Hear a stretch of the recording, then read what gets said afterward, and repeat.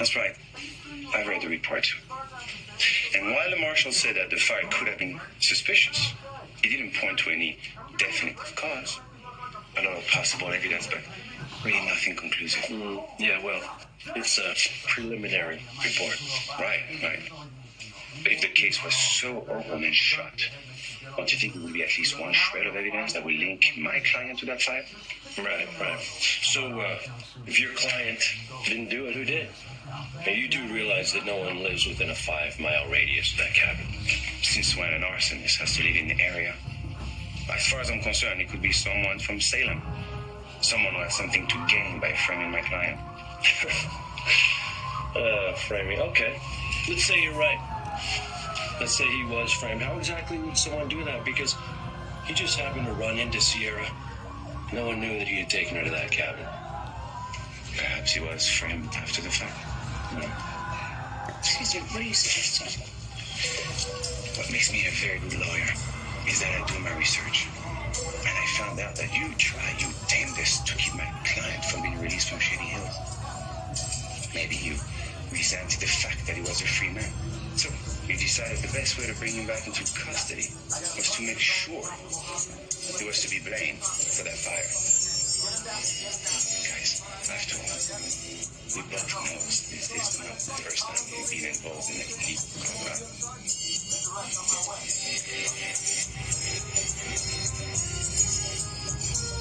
What are you talking about? It was obviously a mix-up.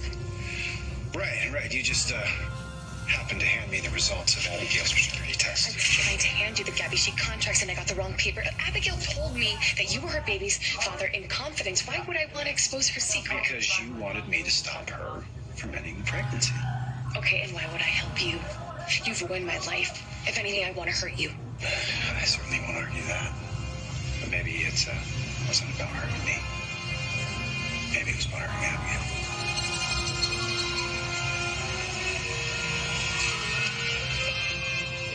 You're pregnant. You saw it. With Stefan's child. I'm sorry.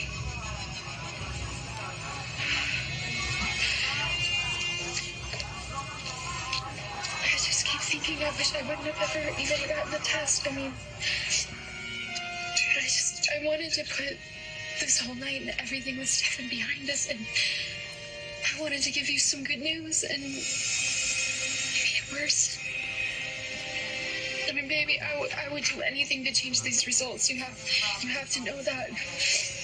And the last thing that I want is to go and have Stefan's baby. I mean, I went to a clinic today because I was going to end the pregnancy. Why didn't you? Because I spoke to someone who made me. Who? Stefan.